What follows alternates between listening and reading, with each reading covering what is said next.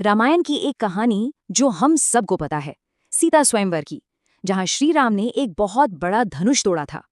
लेकिन उस धनुष के पीछे का राज वो बहुत कम लोग जानते हैं। एक ऐसा राज जो किस्मत और एक बहुत बड़ी भविष्यवाणी से जुड़ा था। तो चलिए आज उसी अनसुने रहस्य से पर्दा उठाते हैं। तो सबसे बड़ा सवाल, भगवान शिव का वो दिव्य धनुष जो सीता स्वयंवर की शर्त बना, आखिर मिथिला के राजमहल तक पहुंचा कैसे? ये कहानी का वो हिस्सा है जो अक्सर सुनाया नहीं जाता, और आज हम इसी की तह तक जाएंगे। तो चलिए चलते हैं सीधे उस दौर में।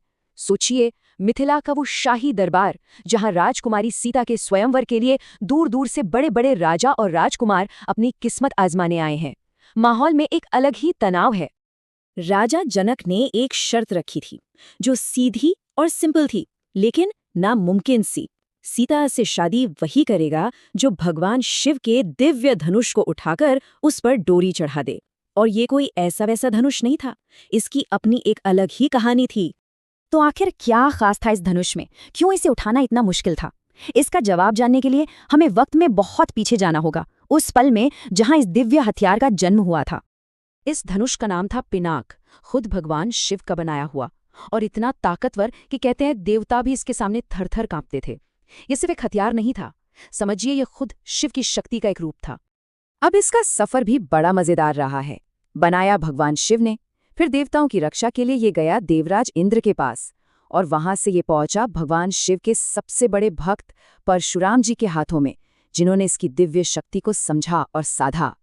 लेकिन सवाल अब भी वही है, देवताओं और ऋषियों की ये अमानत आखिर मिथिला के एक राजा के पास कैसे पहुंची?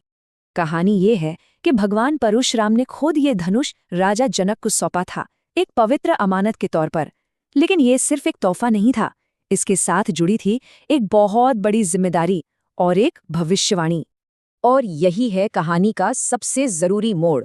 परशुराम ने जनक से साफ साफ कहा था, इसे कोई साधारण इंसान नहीं उठा पाएगा, इसे केवल वही उठा सकेगा जो असल में शिव का ही अंश हो। और ये बात राजा जनक के दिलो दिमाग में घर कर गई। अब कहानी में एक ऐसा मोड़ आता है जहां किस्मत और चमत्कार आमने सामने खड़े हो जाते हैं, और ये किस्सा जुड़ा है खुद सीता जी से। हम सब जानते हैं कि सीता जी को भूमेजा कहते हैं, है ना? क्योंकि वो राजा जनक को जमीन से मिली थी। उनका मिलना ही एक चमत्कार था, लेकिन एक और बड़ा चमत्कार अभी होना बाकी था। पहले जरा इस धनुष की ताकत का अंदाजा लगाइए। कहते हैं कि 100 से भी ज्यादा महाबली योद्धा मिलकर भी उसे अपनी जगह से हिला तक नहीं सकते थे। और फिर एक दिन राजा जनक ने जो देखा, उन्हें अपनी आंखों पर यकीन नहीं हुआ। उनकी नन्ही सी बेटी सीता खेल खेल में उस भारी भरकम धनुष को ऐसे उठा लेती हैं जैसे कोई खिलौना हो। बस उसी पल राजा जनक को परशुराम की वो भविष्यवाणी याद आ गई। वो समझ गए कि उनकी बेटी कोई आम लड़की नहीं, वो तो खुद शिव का अंश है। और बस इसीलिए उन्होंने स्वयंवर की ये अनोखी शर्त रखी थी। तो चलिए वापस स्वयंवर के दरबार में लौटते हैं। राजा जनक को अब पक्का यकीन था कि जो भी इस धनुष को उठाएगा वो कोई मामूली इंसान हो ही नहीं सकता। वो सीता के ही बराबर का कोई दिव्य पुरुष होगा। एक के बाद एक बड़े बड़े राजा आए, सबने अपनी ताकत आजमाई, लेकिन सब के सब फेल हो गए।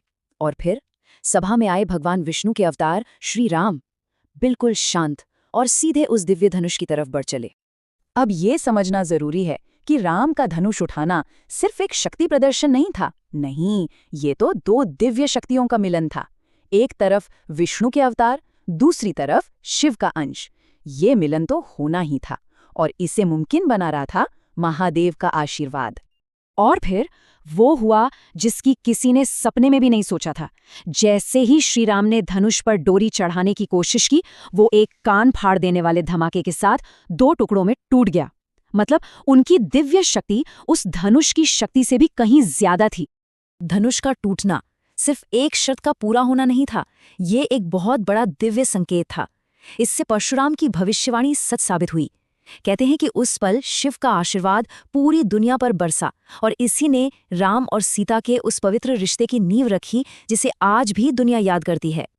तो आखिर में सवाल यही उठता है कि शिव धनुष का टूटना क्या एक कहानी का अंत था, या फिर एक ऐसी दिव्य प्रेम कहानी की शुरुआत जो आज भी हम सबको रास्ता दिखाती है? शायद कभी-कभी कुछ नया बनाने के लिए कुछ पुराना तोड़ना ही पड़ता है। यही तो नियति है।